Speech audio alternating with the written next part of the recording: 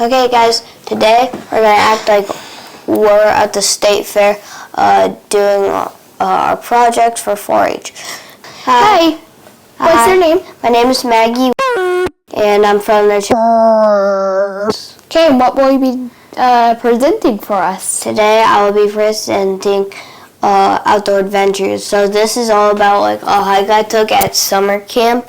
So I took this hike I think during June when it was at the end, so it was really hot during tournament week. So I'm showing you all the essentials you need, the first steps of it, what to do and what not to do. So first, for your essentials, you need boots, a rain jacket, change of clothes, first aid kit. All of those for like if you get hurt or if it gets raining, you get cold. Then we have sunscreen and bug spray. For those are like, so sunscreen, you don't get skin cancer easier, and that way it protects your skin from the sun. And bug spray, so that way if you get like bitten up or you try to not get bitten, so that way you're not like itching like currently I am. And then you need water and food. I think we all know for the obvious reasons. Because food, you could die if you don't eat it for a long time. And then the water, if you don't drink for 3 days, then you could die from thirst. So those are mainly your essentials, and of course a backpack and the map. Backpack, you can store all your stuff in there, as well as whatever else you need, like a pocket knife, you know, just in case, especially if you're like a fire starter. You want flint and steel because of matches.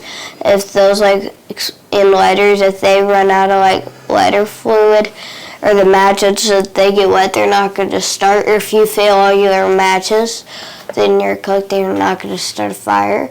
So flint and steel, you can just go and you have multiple attempts just to try to start it. I've used one. It's kind of hard, but you will get a fire started.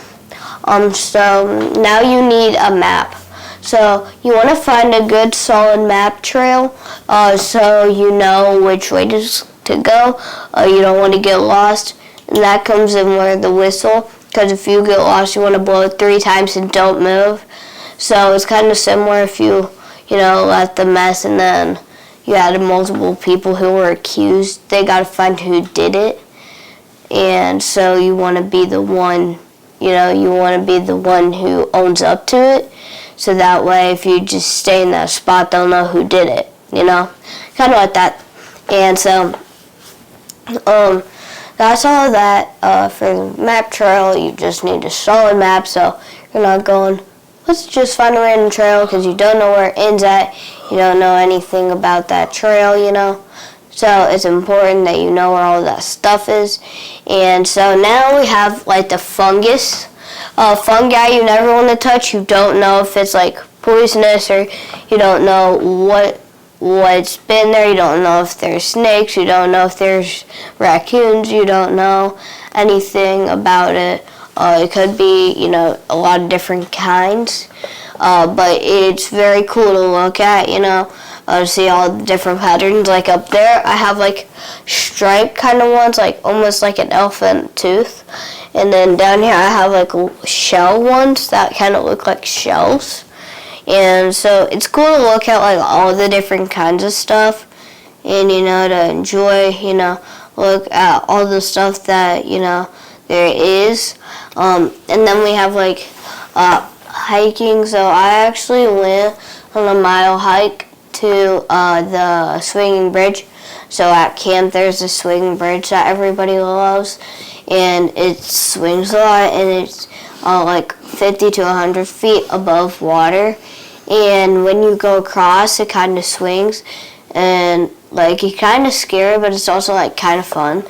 And then during like hunting season, we're not allowed to go all the way across. It's not. It's fun because we are, but there are a lot of ticks over there. And so yeah. And now we have the lake waters, and you never want to like go into lake water, because I'm pretty sure it's like I don't know what the temperature was, but it was pretty cold on that day. And so on that day it's really cold, and that's why you need like a change of clothes.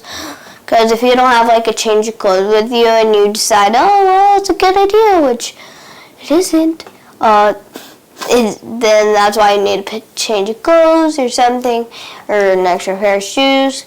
And yeah, you never want to go into like a lake. You know, you never want to go into one because you don't know if there's amoebas or something like that. So those are just examples of why you don't. I'm not saying that you can't get into like any lakes. I'm just saying, you know, you probably should know the lake a little bit just so you know that, you know, it's safe. Oh, I dropped it. So that way, you know, so you don't want to go into like still water because a lot of amoebas like to get in there. So in boots, you know, like rain boots, or not rain boots, but hiking boots, they're waterproof, so that way when you like step in mud or a big puddle when it's raining or something, that way your feet don't get wet, because if you don't change out your socks, do your feet get wet, then your feet are gonna get blisters, and it's gonna be really sore while you walk. In moleskin is good for that stuff. You just put some on with a bandage or something. So yeah, that's essentially all I have to talk about for today. And there's a lot of good stuff and information that I found, and a lot of this was taken at summer camp. So yeah. All right. How long were you at this summer camp? So the summer camp, we were at, I think, for like 4 days. But so they had swimming there, but I missed every day of it because softball tournament was on the same week. So yeah.